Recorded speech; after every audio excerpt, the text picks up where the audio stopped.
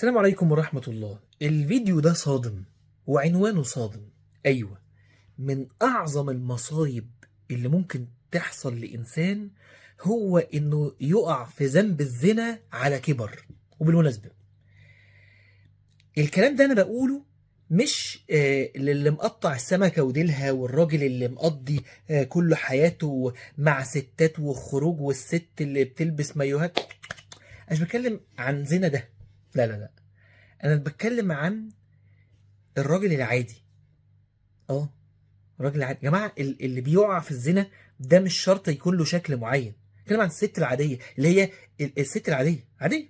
هي عندها مثلا 40 سنه، 35 سنه، 30 سنه، 45 سنه، ممكن اكتر اقل، وعاديه جدا. بل ممكن يكون او تكون عليها سمت التدين. يا جماعه انا بكلمكم من الواقع. اكيد انا مش هطلع الفيديو ده الا وانا متاثر حاجات كترت كده مره واحده، ومواضيع الواحد شافها قريبه كده.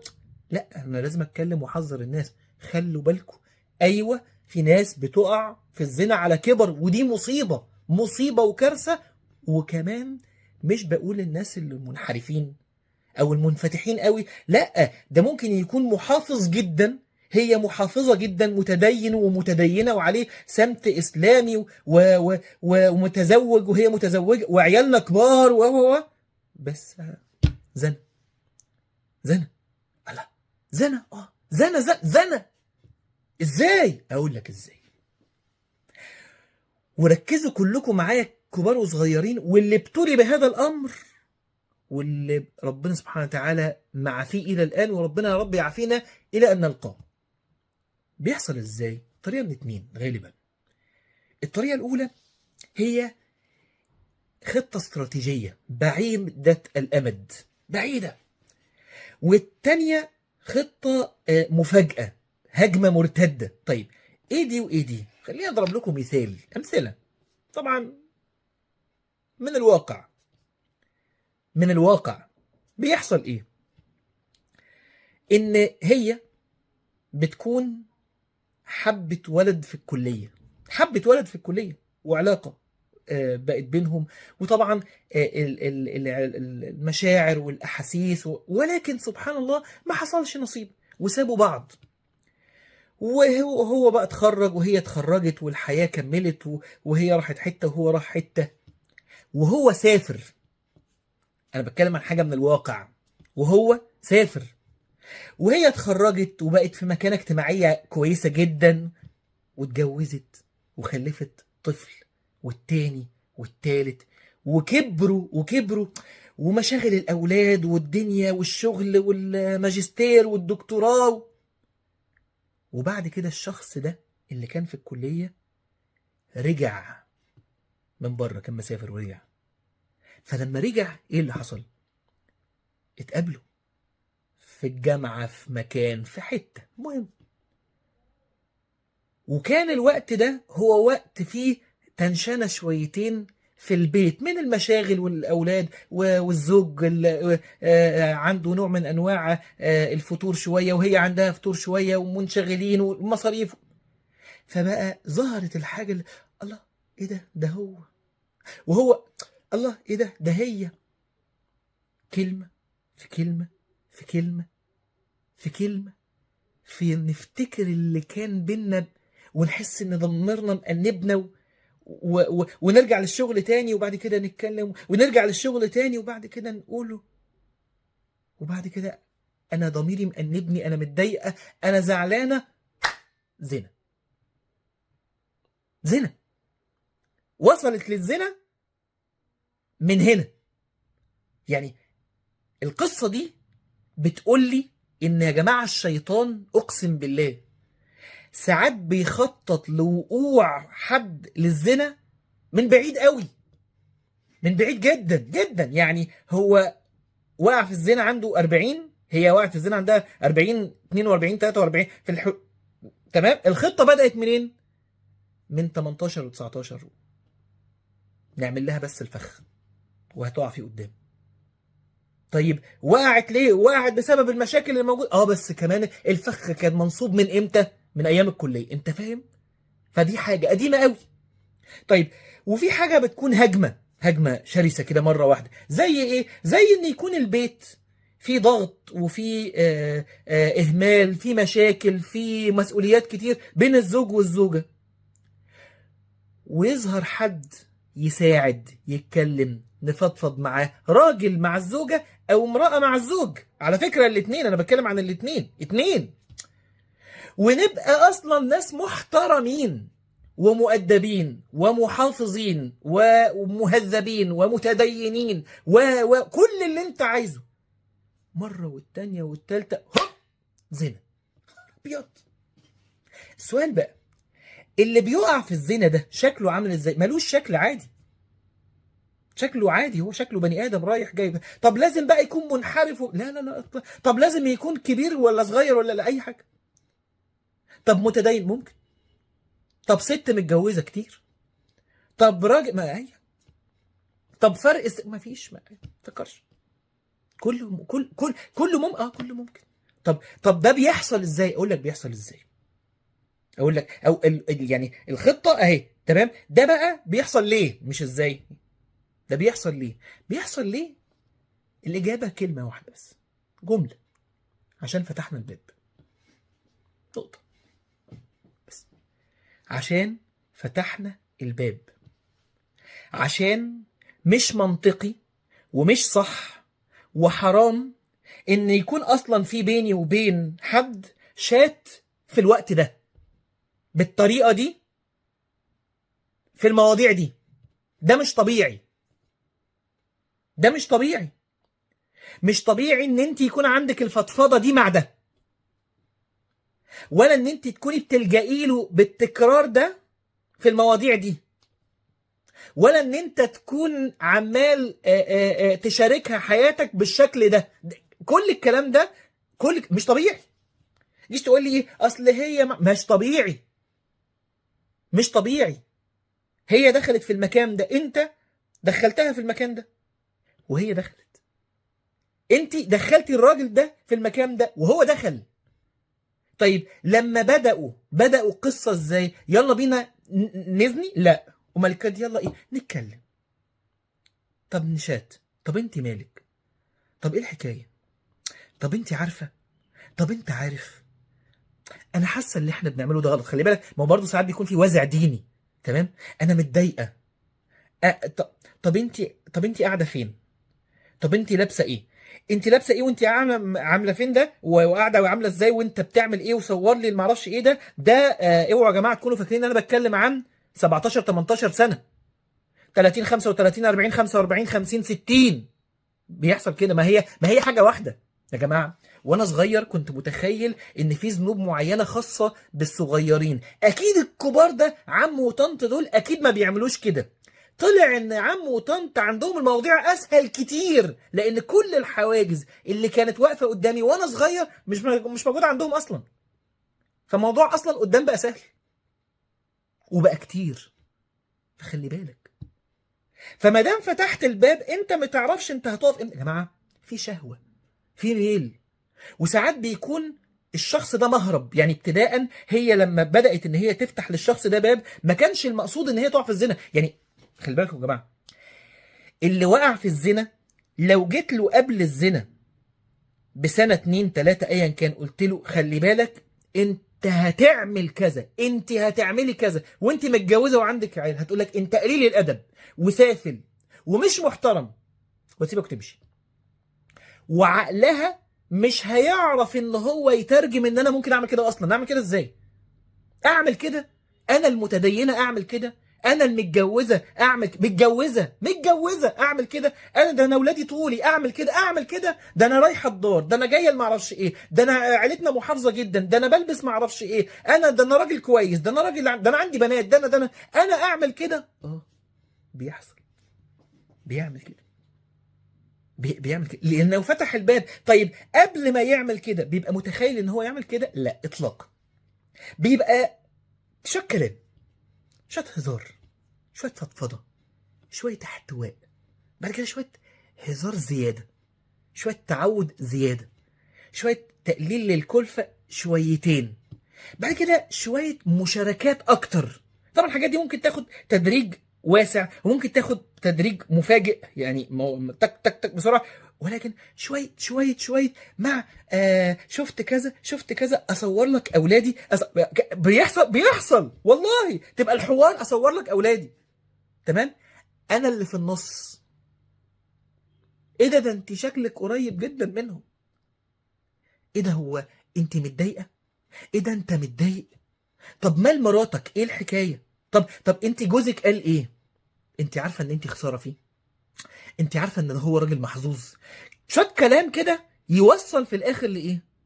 طب انت فين؟ طب انت ايه؟ طيب بيحصل بقى الموضوع ازاي؟ اول مره غالبا ما بيبقاش حد عارف ان ده ممكن يحصل غالبا،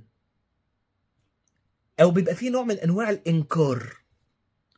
هو احنا هنروح وهنتقابل وبنسبة 100% مش هيحصل حاجة، هنمسك نفسنا طبعا، مستحيل يعني. وممكن ما يتقالش الحوار ده بس من جوه لا لا لا لا لا لا, لا, لا. حتى لو رحنا بيت مستحيل مستحيل، اقسم بالله مستحيل. ازاي بس؟ ازاي جوه ده جوه. طيب رحنا فتحنا الباب، لا تفتحه، زي ما النبي صلى الله عليه وسلم بيقول لك فانك ان تفتحه تلجه تروح، وممكن من اول مره او من تاني مره هوب حصل الزنا. طيب بعد ما يحصل اول مره ايه اللي بيحصل؟ اكتئاب شديد. ليه؟ فجوه شديده وتنازع شديد ما بين قناعاتي ان ده من ابشع الامور، وما بين ان انا عملت كده فده سلوكي، فقناعاتي ضد سلوكي بنسبه 100%، كانه بيتقطع، وحزن شديد وممكن يتخانقوا ونقطع مع بعض وازاي والقرف طيب لو لحقت نفسي هنا طبعا دي مصيبه سودة يمكن، انما غالبا برضو ما بيحصلش.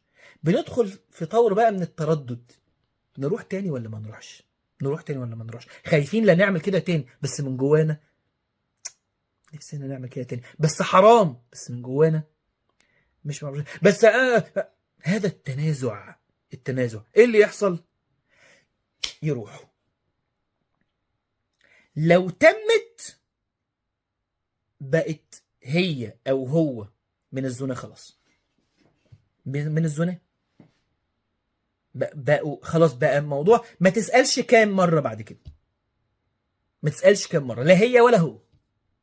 طيب شكلهم من بره عامل ايه؟ لا عادي جدا، رايحين الشغل الصبح وراجعين بعد كده، وبتذاكر مع الاولاد وبتعمل الطبيخ وبتقعد مع جوزها وتنبسط وبتاع وتبعت رساله ما اعرفش ايه، وبيقعد مع مراته وينبسط وهي يخرجهم وما اعرفش ايه ويبعت لها ما اعرفش ايه، وهنشوف بقى مدى التكرار. طب دي مثلا بتشتغل معاه في المكان ولا حد من الجيران ولا حد من الصحاب القدام ولا حد ده بيبقى موجود خلاص، عشان احنا فتحنا الباب.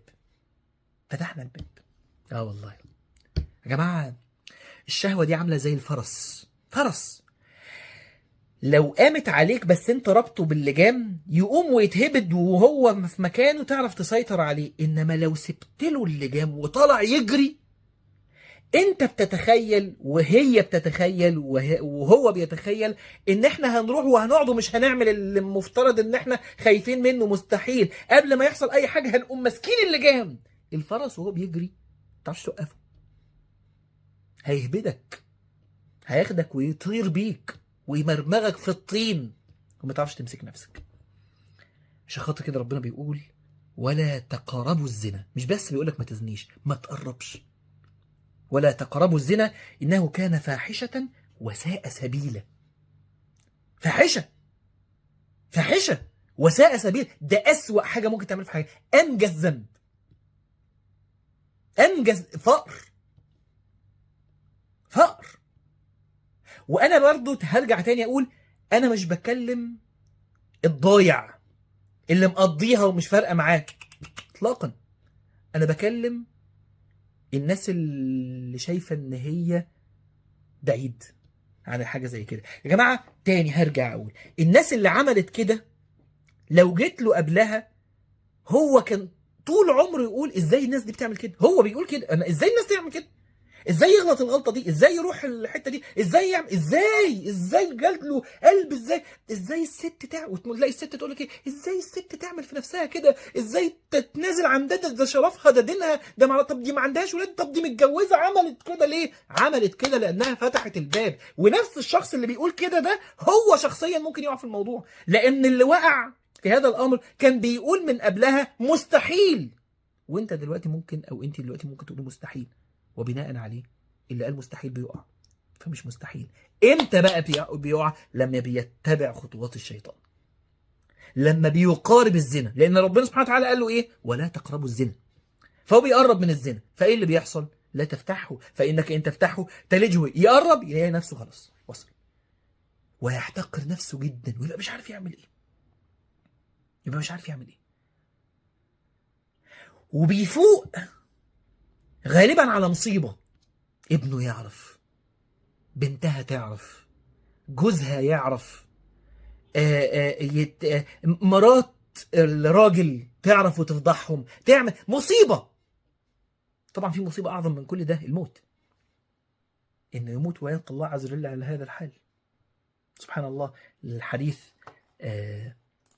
في الزنا، النبي صلى الله عليه وسلم لما راح في رحلة الإسراء والمعراج، فرأى النبي صلى الله عليه وسلم في الرحلة قال فانطلقنا فأتينا على مثل التنور، فرن جواه رجال ونساء، النار كل شوية تشعلل فيهم وتهدى كده شوية تاني، تشعلل فيهم فيصيحوا وتنزل تاني. بيسأل النبي صلى الله عليه وسلم مين دول؟ قال له دول الزنا والزواني في فرن يدخل فرن. يا جماعة انتوا عارفين عقوبة الزنا للمتزوج والمتزوجة؟ بالمناسبة سواء متزوج ولسه متجوز او متجوز وطلق، سواء متزوجة ولسه متزوجة او مطلقة اتجوزت يوما ما، اللي بيزني ده عقوبته في الاسلام ايه؟ الاعدام. عقوبة الزنا للمتزوج او اللي تزوج يوما ما في الاسلام الاعدام. ده العقوبة اللي ربنا وضعها، بس الاعدام مش عادي، الاعدام بالرجم. فانت بتعمل حاجة عقوبتها الاعدام بالرجم، وهي من اسباب الفقر والضياع والضنك والعذاب في النار يوم القيامة. ايه؟ طب تقول لي ما عشان خاطر كده مستحيل اعمل حاجة زي كده. قلت لك مش مستحيل. عندنا مثل بيقول من خاف سلم، من خاف سلم. فلو سمحت امسك نفسك، والله العظيم كل اللي اتفتن ما كانش عامل حسابه في يوم من الايام انه هيتفتن. فلما ما عملش حسابه جت الفتنة سحبته واتفتن، وقع وجاب اخره. طيب اعمل ايه؟ نصيحة: الغي الاختلاط من حياتك. طيب في اختلاط عندي له علاقة بما اضبط الاختلاط بنسبة 100 ومليون في المية. تخليش القلب يتمنى. حط كل الضوابط الشرعية اللي ممكن في الدنيا تتحط. حطي كل الضوابط. يا جماعة اللي وقع ما كانوش أصلا تجار مخدرات وبيتاجروا في الأعضاء، كانوا ناس محترمة ومتدينين، منهم ناس كده، منهم وكبار في السن وصغيرين، وأنا تحديدا بكلم عن الكبار. فاقفل الأبواب كلها، اقفل الأبواب كلها، اقطع كل السبل. كتير من الناس دلوقتي لو سألته، لو هو وقع في الذنب وقلت له يا فلان الفلاني، يا فلانة الفلانية، فين اللحظة اللي لو كنت تيقظت فيها لنفسي وما كملتش ما كنتش أقع في الزنا؟ أنا هقول لك هتكون المكالمة الفلانية، لما كان الكلام بكل أدب واحترام في شغل معين أو معرفش إيه وبتاع، وبعد كده أما طب وإحنا إيه ده نجف الصحك بنفسي بقى. قامت هي بس هي دي تمام اللي جابت زنا. ان المكالمه او التعامل اللي عمل حاجه في النفس كده وقامت هي قالت ولا هو قال ايه، لا هبله دي. احنا ناس كبار وعالى، انا ادلت انف ان انا ممكن اقع في حاجه زي كده، لا انا امسك نفسي. قال لك انا ادلت انف ايه؟ تمام. لا، في لحظه كده اهو، هي دي اللحظه اللي شكلها عادي جدا، بس اتكسرت فيها حته، اتكسرت فيها حته واحنا الاتنين شايفينها بنتكسر، وقلنا انها اتكسرت، او اتكسرت فيها حته واحنا الاتنين عاملين ان لا اكن مفيش حاجه اتكسرت، بس احنا قاريين بعض. دي اللحظه اللي الشيطان انتصر فيها وهيوصلك للزنا خلاص عادي. تيجي تقول لي اه ده بس ده ما كانش فيها لمس لا ممكن اقول لك ما كانش فيها هزار، كان فيها اهتمام، كان فيها هزار، كان فيها معرفش، كان فيها حته اتكسرت. واحد جاب قماشه كده اهو وحاول يقطعها ما عرفش يقطعها، جاب موس نتش حته، قطع جاب اخرها. هي دي القضيه. ما تقربش، ما تقربش، لا تفتحه فانك ان تفتحه تلجه، ولا تقربوا الزنا، ما تقربش.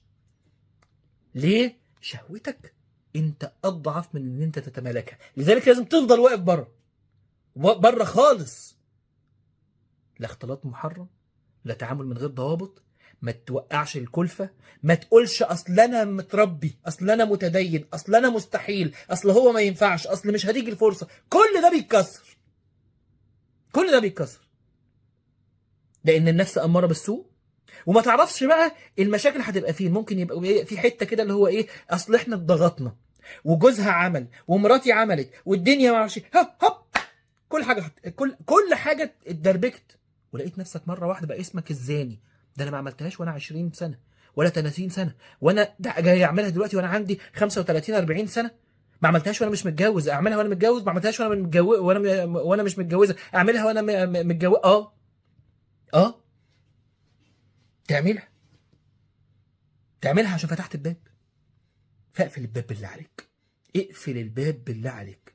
طيب افرض حد بيقول لك انا دلوقتي اصلا عملت كده، اقسم لك بالله تحذير، اقفل كل حاجة باحكام مبالغ فيه قبل ما تصحى على فضيحة. وانا عارف ان فضيحة الدنيا ممكن تبقى بالنسبة لك اهم من فضيحة الاخرة، واخشى ان ربنا سبحانه وتعالى يدوقك الاتنين. اخشى ان الله عز وجل يدوقك الاتنين، فاصحى بسرعة، اصحى بسرعة وتوب لله عز وجل، وتوبوا الى الله جميعا ايها المؤمنون لعلكم تفلحون. توب بسرعة وانهي كل حاجة بسرعة، وحط بينك وبين الموضوع ده 1000 باب. ومش مع الشخص ده بس، انت عرفت ان الفرامل بايظة، الفرامل عندك بايظة، الفرامل عندك بايظة. لان بعض الناس تقول لك ايه، ايوه بس انا خلاص انا قفلت كل حاجة، بس انا رجعت بقى لحياتي الطبيعية. تقول لك لا اصل ده كان الموضوع له علاقة بفلان الفلاني. لا، ما هي ده برضو باب تاني، يقول لك ان اصل ده لما حصل كان له علاقه بشخص، فلما قطعت كل حاجه مع الشخص ده عادي بقى مع بقيه الناس. لا، ممكن يبقى مع وجود تاني. تقول إيه؟ لا مستحيل، انت فاهمني غلط. هو انا مع كل الناس؟ الله، طب ما احنا مش كان سنه بنقول هو انا مستحيل مع كل الناس، بعد كده بقى مش مستحيل مع حد. طب دلوقتي ده اتقفلت يبقى مش مستحيل مع حد تاني. الفرامل بايظه، ما انا عرفت ان الفرامل بايظه، ما انا مجربني، ما انا عارف. فاقفل الباب وتوب لله عز وجل. طيب الناس بقى اللي وقعت هتتوب لله عز وجل وتعمل مجهود قبل ما يحصل فضيحة وتتوب لله عز وجل بجد، واعتبر ان ده انذار. الناس بقى اللي لسه في فترة الزحلقة، الناس اللي في فترة الزحلقة، فوق وارجع، لان اللي جاي وحش، وفي حتة لو وصلت لها بجد هتتدمر، هتتدمر. طول ما انت بره حاول تمسك نفسك واقفل كل حاجه. طيب معلش، الناس بقى اللي ما جاتش جنب الموضوع ده خالص، اقسم لك بالله ممكن يكون الشيطان بيخطط لك وانت مش حاسس. فما تعملش النتشه دي اللي تلاقيها في يوم من الايام جايبه لك زنا. وخلي بالك طريق الزنا مش مكتوب كده عليه من بره كده لمن يريد الزنا فليسلك هذا الطريق. لا لا لا لا، هو طريق عادي جدا، بس اللي يمشيه يقرب، اللي يمشيه يقرب. احفظ عينيك من الحرام، احفظ ودانك من الحرام، احفظ ايديك من الحرام. اوعى توقع اي او تلغي اي كلفة بينك وبين الاجانب او بينك وبين الاجانب. ليه؟